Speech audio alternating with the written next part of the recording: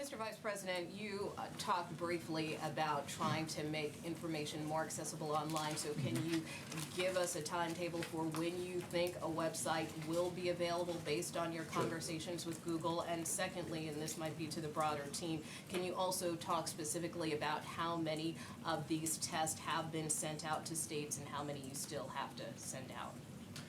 Well, let me say that we're working with Google, but we're working with many other tech companies, and we're truly grateful for the efforts of tech companies in disseminating best practices and guidance for citizens online all over the country today. Those resources are available, and we've literally heard not only from Google but from Facebook and Amazon, and the public spiritedness that's been reflected there.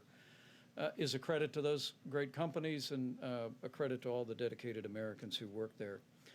Our best estimate, and literally the team has been working around the clock since Friday, is that at some point early in the week that we will have a website that goes up, the purpose of which will be for people to go and first fill out a questionnaire so that they can identify whether they fall in the category that Dr. Birx described would indicate the need to have a test. And then once they go through that questionnaire, then our objective is, as more and more of these sites come online, run by state governments, working in cooperation with our team, our public health service team, and FEMA, and also working in cooperation with local businesses and retailers, that people will know how to not only find it, but also the objective would be for them to literally be given a time that they can go and report for the test. But let me let the Admiral speak to the timing on the testing and unpack that for you. So in our design, I just want to emphasize we talk about testing and we talk about so many things, but we're really talking about people, and we're trying to make this a very person-centric experience to easily access the system, to give clear guidance about how to go, when to go, information that even if you're not really indicated for testing, information you need to help protect yourself and your family. And then on the back end, very customized reporting. And we're talking literally about having telephonic services to call individuals who've been tested, let them know yes, no, and what the next steps are. So we've tried to really envision this through a patient experience. So let me talk about the testing. Progressively over this week, there will be rollout to different laboratories of approximately 1.9 million tests. There are many centralized laboratories, the behind the curtain that you never see after you give your blood, and you saw some of the CEOs in the Rose Garden last week, like Quest and LabCorp, that are fully able, ready to run. They have been testing already, but fully able, ready to run within the first part of this week, the very high throughput testing. The 2,000 laboratories that are around the country that have a different platform, one that's amenable to so many labs, not the big, hugest, highest output, but very high throughput laboratories, are progressing.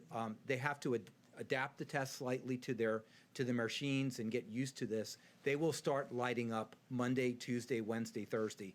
I can't give you the precise timeline, except it has been an absolute priority of the laboratory associations, of Thermo Fisher, the company that made this test. You heard the president predict that it might be approved within 24 hours on Friday. I think it was 5 hours after that, in the middle of the night, that the FDA approved that. And that's the one that's going to be widely disseminated, high throughput, that's going to be available.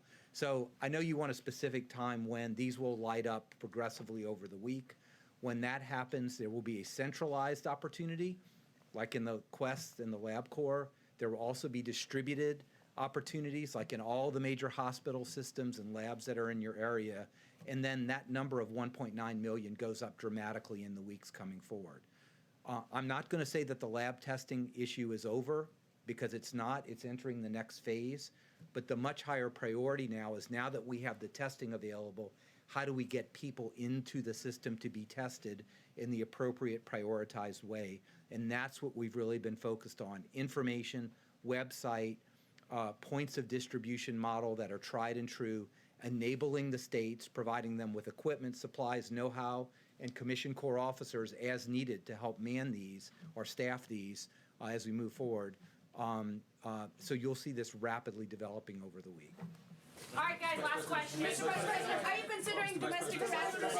Mr. Vice President, market futures are down despite the dramatic move from the Fed that the President applauded, which suggests that there's still concern about that we haven't done enough to respond to the economic impact